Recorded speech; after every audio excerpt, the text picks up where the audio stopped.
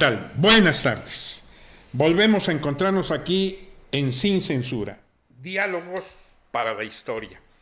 Sin duda, esta tarde tenemos un invitado muy especial, de mi mayor respeto y de mi mayor afecto, como persona, por su formación profesional y también porque en este momento él representa a nuestra alma mater, la Universidad Autónoma Benito Juárez de Oaxaca.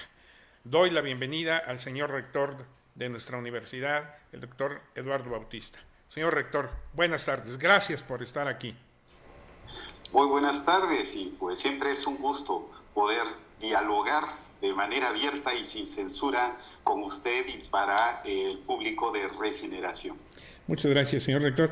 Bueno, pues le entramos a los temas, si le parece, porque yo he dicho siempre que en estos tiempos de la pandemia, todo lo que se haga, se diga, las políticas públicas que se implementen, los hechos históricos que se conmemoren, que se repitan con sus matices, todo lo que tiene que ver con esta etapa de la humanidad va a quedar plasmado para la posteridad, como todos los hechos pasados también. Y en ese contexto, el día lunes se celebró, se conmemoró, podríamos llamarlo así, se conmemoraron 49 años de que el Congreso del Estado, la legislatura local, emitiera el decreto que concedía la autonomía a nuestra universidad, en ese entonces Benito Juárez de Oaxaca y anteriormente Instituto de Ciencias y Artes de Oaxaca. Señor rector, en ese contexto, a 49 años, evidentemente las visiones pueden cambiar, pero yo le pediría a usted un primer juicio sobre el hecho que representa que nuestra universidad haya alcanzado la autonomía en ese momento, hace 49 años. Pues gracias. Además es un tema sumamente relevante para la vida de nuestra máxima casa de estudios. Y esto, como le compartía antes de iniciar aquí frente a cámara, el hecho de platicar con usted me parece relevante porque jugó un papel sumamente importante en este proceso de autonomía universitaria. Usted al frente de la Federación de Estudiantes que marcaron también una huella sumamente relevante en la historia de nuestra casa de estudios. Y bueno, seguramente testimonio como activista, como participante, como forjador. En estos días he estado platicando con otros compañeros que participaron de manera muy activa en este proceso, precisando fechas, reseñando algunas anécdotas, y sin duda que fue un movimiento de mucha vitalidad. La autonomía es un concepto sumamente complejo, cargado de connotaciones que se van resignificando, como bien hacía la referencia usted en la presentación, que se van resignificando en el transcurso de la historia. Claro. No solamente en la historia de nuestro estado de Oaxaca, ¿sí? Recordar aquellos años del inicio de los 70s, el 71, en donde se dio este paso tan trascendente, pero también vinculado al contexto político local, al contexto nacional, a los antecedentes que se han ido marcando en la historia de este país. Por no ir más allá, por ejemplo, los antecedentes que tiene la gestión de la autonomía en la Universidad Nacional Autónoma de México desde el año 29. Los 29, claro. Y por no remitirnos hasta la Universidad de Córdoba en 1918, como uno de los primeros reconocimientos de autonomía en América Latina. Sin duda, digamos, los contextos son totalmente distintos, los momentos históricos también están impregnados de muchos significados, y de la misma manera podríamos considerar que la concepción de autonomía en la que se creyó en ese momento se ha ido reconceptualizando Claro. y hasta nuestros días. En ese momento se luchaban por las libertades, por la apertura de espacios, Cierto. por la democracia. El contexto que vivía nuestro país era pues sumamente opresivo, vivíamos bajo un régimen político de carácter autoritario. Totalmente. Existían antecedentes de conflictos, de tensiones. El antecedente inmediato, el conflicto de 1968. La manera en que el 68 irradió a todo el país y particularmente a las universidades, a las comunidades estudiantiles, y cómo se fueron construyendo banderas para la apertura de las universidades en las distintas entidades. Oaxaca vivió lo propio, nuestra universidad particularmente, y qué mejor también poder compartir algún testimonio que dé relevancia de ese momento que vivió Oaxaca, que vivió el país, porque el país tampoco lo podríamos pensar en términos de una gran configuración compacta, homogénea, sino ese muchos Méxicos, y dentro de esos muchos Méxicos, Oaxaca, y dentro de Oaxaca, nuestra institución, la Universidad Autónoma Benito Juárez de Oaxaca. Sí, sin duda. Bueno, pone usted el acento precisamente en el contexto fundamental del momento en que se dio este hecho de la autonomía. Sí, evidentemente eran otros tiempos, eran otros tiempos. De entrada, por ejemplo, los medios de comunicación eran otra cosa. ¿No? Sí que íbamos a soñar con que íbamos a poder tener una conversación de esta naturaleza. Pero además, veníamos el 68 fue un parteaguas, sin duda. Luego en el 70 también en nuestro estado y particularmente en nuestra universidad se dio una represión que fueron los últimos coletazos, diría yo, del régimen de Gustavo Díaz Ordaz. Hubo un compañero muerto, compañeros expulsados, compañeros que se fueron a la cárcel. Y en el 71, cuando todo esto se retoma la organización estudiantil, que como usted lo apunta, me tocó a mí encabezar esa federación del 71, pues el planteamiento fundamental era precisamente preservar la institución y abrir cauces para que pudiera darse la libertad académica que estaba restringida, la elección del rector para que no dependiera de del gobierno, de los gobiernos locales. En este caso la terna la enviaba el gobernador, y fundamentalmente que en ese contexto la autonomía se consolidara como un hecho jurídico que le permitiera a la universidad ampliar sus espacios de relación, de participación, e incluso hacia su interior de tener mayores alternativas para poder expresarse libremente, cosa que no sucedía en aquel momento, ¿no? Entonces sí realmente fue un momento complicado, porque en el mismo 71 hubo también un intento de represión en Nuevo León a la universidad cuando estaba consolidando su autonomía. El gobernador de entonces echó abajo una reforma a su ley orgánica que le daba precisamente que establecía ese concepto para la Universidad de Nuevo León. Luego ese gobernador renunció, de ahí se derivó en la marcha del 10 de junio, que fue reprimida. En ese contexto, los estudiantes de aquella época, que éramos pues nosotros, tuvimos que encontrar los mecanismos que, permitiendo precisamente la libertad de expresión y de negociación, pudiera consolidarse la autonomía. Sí, sin duda fue un evento paradigmático de nuestra universidad, y yo creo que finalmente todo lo que representó y representa la autonomía ha permitido, señor rector, que nuestra universidad transite todas estas décadas, estos 49 años, con altas, bajas en cuanto a los comportamientos políticos internos, sus relaciones con el Estado, pero esto da la posibilidad de que nuestra institución esté por encima de cualquier circunstancia. Pues totalmente de acuerdo, y lo escucho y me remite al carácter conflictivo de la autonomía, sí, pero también al sentido político que tiene la autonomía. Entiendo político en su máxima acepción, en términos de formación de ciudadanos, en términos también de formación de un pensamiento crítico, que es una particularidad de las universidades autónomas, ¿sí? La autonomía, ¿para qué? Tiene que ver con esto.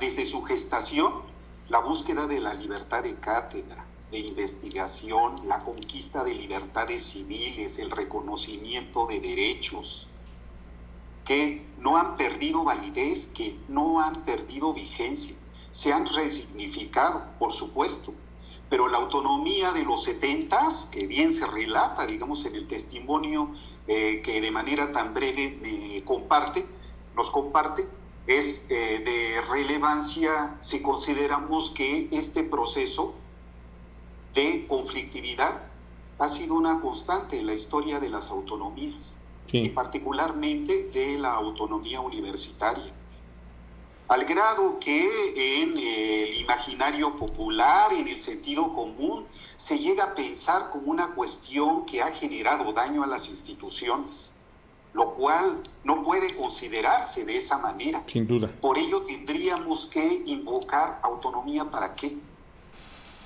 ¿Qué sentido tiene la libertad de cátedra, el trabajo académico de manera libre? ¿Qué sentido tiene la formación de generaciones de ciudadanos, de ciudadanos que insisten en participar en la vida pública, en trascender, en generar cambios, en generar transformaciones?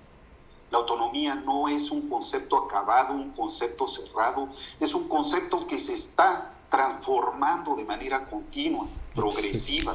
Cierto. Si me permite, quisiera incluso invocar, digamos, uno de los pensamientos clave en la tradición crítica latinoamericana, Paulo Freire, que siempre es recurrido de manera constante cuando se dice: el que aprende, enseña, aprende enseñando, y el que enseña también, y el que está enseñando también aprende de la misma manera, se enseña y se aprende de manera dialéctica.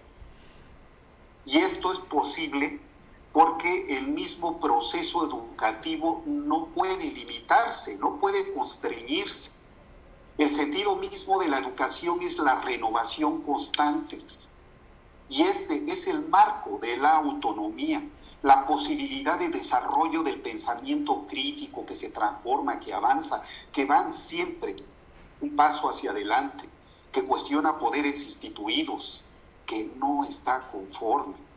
Pero eso le da vitalidad no solamente a las instituciones, a la universidad, le da vitalidad, digamos, a nuestra sociedad misma, porque eso es muestra también de una sociedad que debe de reinventarse, que debe de replantear, digamos, sus propias concepciones, porque estamos aprendiendo en este mismo que estamos atravesando una contingencia crítica como la pandemia por COVID-19, tenemos también que tratar de desentrañarla como un gran libro que nos trae lecciones, que tenemos que aprender, que tenemos que abrevar, que tenemos que resignificar aquello que pensábamos que traemos como pensamiento ortodoxo y que ya no funciona más.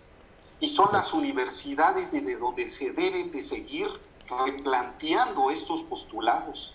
Vamos hacia adelante, desentrañemos la pandemia, aprendamos de ella, pero aprendamos desde una perspectiva crítica. Y aprendamos en ese gran marco que nos está generando, digamos, la autonomía universitaria. Excelente. La verdad, déjeme decirle con mucho respeto, qué bien me siento como universitario de escuchar a mi rector, permítame llamarlo así porque los universitarios nunca dejamos de serlo, qué bien me siento como universitario escuchar a mi rector expresarse de esa manera con una concepción tan puntual de lo que ha significado la universidad en nuestra sociedad, de lo que significa la autonomía para la universidad y frente la universidad frente al Estado, frente a la sociedad y frente a los retos del dinamismo social. Estas libertades a las que usted hace alusión, que confluyen en nuestra universidad, a las que habría que agregar la libertad de creencias, la libertad sexual, la libertad, todas esas nuevas libertades, la defensa de los derechos humanos, evidentemente con una concepción humanística como lo está usted planteando, creo que hace que nos sintamos nosotros comprometidos con los retos que vienen, pero fundamentalmente también satisfechos de todo lo logrado y de lo alcanzado hasta el día de hoy. Gracias, señor rector, porque puso usted el acento en el tema fundamental, porque pues evidentemente la universidad no es un ente aislado, es un ente que incluso incide más en Oaxaca. La universidad es el alma mater. Cuando decimos alma mater, es el alma mater de nuestra sociedad oaxaqueña, de nuestro estado, trasciende, y creo que eso también implica retos fundamentales dentro del contexto que usted está planteando de la pandemia, porque la pandemia vino a cambiar todos los paradigmas, señor rector, nos vino a cambiar en todos los sentidos. Entonces, ya los retos políticos, sociales, académicos, de libertades, hay que agregar cómo manejarse en este contexto, y creo que nuestra universidad está respondiendo en ese sentido, señor.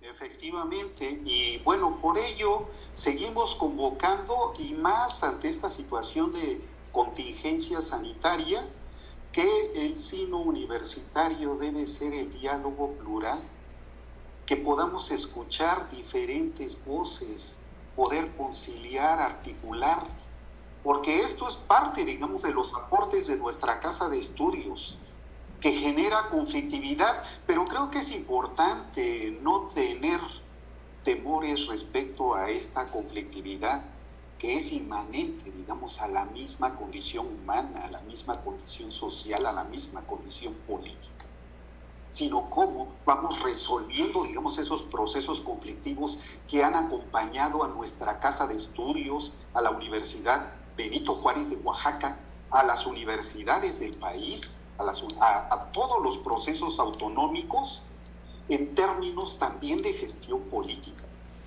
Y la gestión política nunca es tersa, siempre genera tensiones. Sin duda. Y bueno, y más en condiciones como las que nos encontramos. Hace un momento comentaba usted que efectivamente la autonomía adquiere significados distintos en función de los contextos, pero también de los momentos históricos, sí, como el que estamos viviendo en esta ocasión ante COVID, ¿sí? Entonces, tenemos que repensar incluso hasta nuestra condición de autonomía en momentos en que la universidad, al igual que otras instituciones del país, viven profundos procesos de desescolarización presencial, en donde las comunidades académicas están confinadas, porque por cuestiones de seguridad sanitaria tenemos que replegarnos, pero eso no implica, digamos, una condición de parálisis, y no implica, digamos, que se desvanezca la noción misma de autonomía. Tenemos que replantearla nuevamente. ¿Autonomía para qué en este momento? ¿Autonomía para qué en momentos en que se nos está convocando a un gran proceso de transformación del país? Sí. En donde tenemos, digamos, un gobernante que enarbola una lucha intensiva contra la corrupción, en donde muchas instituciones del país, incluidas las universidades, han sido señaladas por cometer irregularidades. Sí. Yo creo que no hay que tenerle ningún temor, digamos, a señalamientos, cuando tenemos certeza y podemos hablar con claridad de qué se trata. A las universidades nos hizo mucho daño el escándalo político mediático de la estafa maestra, porque bajo ese estigma se limitaron muchas condiciones para nuestras instituciones. en términos de gestión presupuestal, porque se señalaba la opacidad, porque se señalaba la falta de transparencia, la corrupción de algunos actores universitarios. Y de paso, esto pervirtió la noción en algunos sectores de la autonomía, en donde se decía, bueno, pues es que hemos llegado a una situación de opacidad y de permisividad institucional porque pues eso está asegurado por el marco autonómico de las universidades.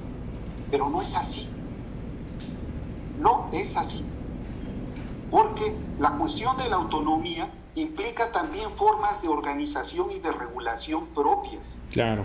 Que al interior de cada una de las instituciones se pueden generar mecanismos de regulación.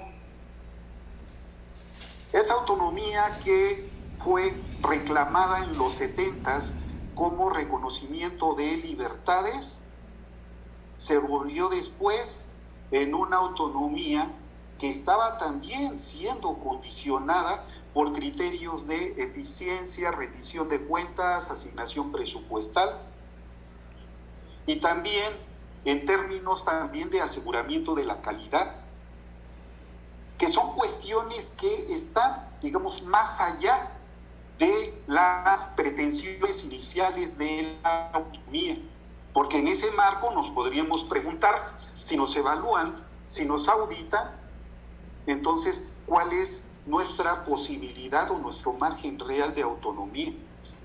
Claro. Pero creo que es importante, digamos, tener precisión de que la cuestión de la autonomía es un concepto denso y sumamente complejo, que puede adquirir nuevos significados. Claro. No es la autonomía estática, no es la autonomía inmovilizada, no es la autonomía que indique, digamos, que vivimos una especie de segregación o claro, al margen del Estado de Derecho. Sí, o de un Estado dentro de otro Estado, ni de anarquía. Claro. No puede concebirse así, ¿sí? Sino una autonomía que se está replanteando, que se está resignificando, y que tampoco podemos decir, bueno, porque nos evalúan, están restringiendo nuestras libertades, nuestra autonomía, o porque tenemos que rendir cuentas también nos están coaccionando. No, tenemos que darle un nuevo sentido a este proceso para adecuar la autonomía a los nuevos tiempos institucionales, a los nuevos reclamos políticos que son justos, que son legítimos, que quieren ver una universidad que efectivamente muestre, digamos, claridad en su conducción, en su gobierno. Y en este marco es en donde se ubica, digamos, el importante papel que tienen las autonomías de las universidades. No, la verdad, me ganó incluso usted el tema porque precisamente iba yo a preguntarle sobre el papel de nuestras universidades con este concepto que usted lo acaba de definir con gran precisión de qué significa la autonomía, qué significa también, qué papel juegan ahora nuestras instituciones, particularmente nuestra universidad, en el contexto de la Cuarta Transformación, porque están cambiando muchas políticas públicas en el marco educativo, y este otro tema también que usted está tocando de la rendición de cuentas, me parece que también es fundamental. Ya usted lo definió, yo iba para allá, pero bueno, se me adelantó. Qué bien, pues eso quiere decir que estamos en la misma frecuencia. Yo le preguntaría, señor rector, de cara al futuro, ¿qué viene para la universidad? La renovación del proceso también para la elección de su rector y desde luego la actualización de su legislación universitaria, ¿sí? Porque, bueno, como toda norma, nunca es de una vez y para siempre. Claro. Y pues atender una serie de retos que están trazados ya, que están puestos en la agenda, que son del conocimiento del Consejo Universitario, ¿sí? Que se centran prácticamente en la viabilidad económica de nuestra casa de estudios. Claro. Ahí tenemos un tema de manera puntual, la cuestión de la actualización de su régimen de jubilaciones y pensiones. Pero bueno, lo enmarco, digamos, como parte de la necesaria viabilidad económica que asegure la sobrevivencia de la universidad, pero no solamente como una sobrevivencia para salir a flote y estar sacando la cabeza en medio, digamos, de una especie como de tormenta en el mar, ¿no? Sino también que vaya trazando una ruta de rearticulación y de nueva reconfiguración institucional ante los actuales procesos de transformación del país, en donde se demanda todo proceso democrático y todo proceso de transformación requieren la participación activa de los distintos actores políticos, sociales, en donde desde luego está identificada la universidad pública, la universidad autónoma. La transformación no requiere de pasividad, no requiere, digamos, de un disciplinamiento férreo, sino la transformación se hace a partir de las contribuciones, de los aportes activos de quienes están haciendo la sociedad de cada día. Y las universidades son referente de cambio. Insisto, es que la educación tiene un sentido dialéctico que convoca a la transformación progresiva. Permanente. Sí, claro, y el universitario, la universitaria, nunca puede quedarse quieto o conforme con lo que se le dice. Sí. La conformidad puede, digamos, asegurar cierto orden, cierta estabilidad, pero también tenemos que aprender a gobernar en condiciones también de una sociedad sumamente activa y exigente. Y esto es lo que hace el avance democrático, no la pasividad, no la estabilidad o la estabilidad en donde nada se mueve, sino la posibilidad en donde los sujetos están construyendo su presente, su propia historia, están trazando rutas de futuro, y esto seguramente viene aparejado, digamos, de procesos conflictivos. No los podemos dejar de lado. Es la dinámica. Tampoco podemos asustarnos. Es la dinámica de lo social, es la dinámica de lo político. Y qué decirle de Oaxaca, nuestra entidad que tiene una característica muy particular en este sentido, en donde tenemos reclamos de reconocimiento a la diversidad étnica, de reconocimiento a la diversidad política. Y ahora la tarea, el gran reto, que va más allá incluso hasta del ámbito universitario, pero con la participación de la universidad, tiene que ver, digamos, cómo gobernamos esta gran pluralidad sin que se nos desborde. Claro. Si buscamos las mismas fórmulas de siempre, del viejo régimen, seguramente daremos al traste con todo. Claro. Porque estaríamos invocando únicamente criterios de disciplina, de coacción, de orden. Yo espero, en esta pregunta que usted me hace, disculpa que me extienda, estimado. No, por favor. Pero bueno, ahí me preguntaba que la próxima sucesión del rector en la universidad sea pues un proceso que permita a la comunidad tomar sus decisiones de manera autónoma. Y bueno, yo estoy seguro que si se generan condiciones en términos de esa gran correlación de fuerzas, de poderes externos de la universidad, que respeten la decisión de la comunidad universitaria, podremos salir adelante sin conflictos. Si hay intromisiones, seguramente esto afectará no solamente la sucesión de la próxima rectoría, sino la estabilidad misma del Estado, y eso no es deseable para nadie. La comunidad universitaria debe decidir de manera directa y de manera autónoma el futuro gobierno que tendrá. Señor. Bien, suscribo todo lo que usted ha comentado.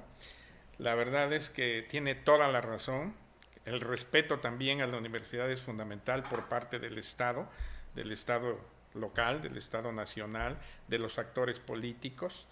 Me gusta mucho ese planteamiento que usted hace de encontrar dentro de esta gran diversidad los consensos necesarios para que se pueda transitar democrática y pacíficamente a la renovación institucional de la autoridad. Creo que eso es fundamental y creo que, y espero, y creo que así va a ocurrir. En verdad, yo le diría un poco, la historia a veces es cíclica. Hay hechos históricos que se repiten, aunque con otros matices, con otras circunstancias, con otros actores. Pero ese planteamiento que usted está haciendo precisamente de encontrar consensos, de poder transitar dentro de la pluralidad, yo la remito, si me lo permite un poco, me lo permite, a la etapa en que la autonomía se concedió. Y precisamente también fue una etapa en donde se tuvieron que buscar consensos, en donde se tuvo que enfrentar actores políticos externos, en donde hubo actores políticos, y debo reconocerlo, que en ese momento fueron importantes, o diría yo fundamentales, porque estaban del lado del Estado local, sobre todo el maestro Márquez Uribe y el maestro Fernando Gómez Sandoval, que uno era gobernador interino y otro era el secretario general de gobierno, que ambos dos habían sido rectores, que tuvieron esa vocación para poder entender el momento histórico de trascendencia y de cambio que estaba viviendo nuestra institución en ese momento. Y por supuesto, si usted me lo permite, señor rector, también creo que es un buen momento para reconocerle a todos los compañeros dirigentes, compañeros estudiantes, maestros, que en aquella etapa hicimos un frente común en defensa y en beneficio de nuestra universidad para encontrar mejores estadios, como lo está usted haciendo hoy. 49 años después, tenemos rector. Muchas gracias, señor rector. Qué de verdad, qué motivo conversar con usted. ¿Algo con lo que usted quisiera concluir esta conversación?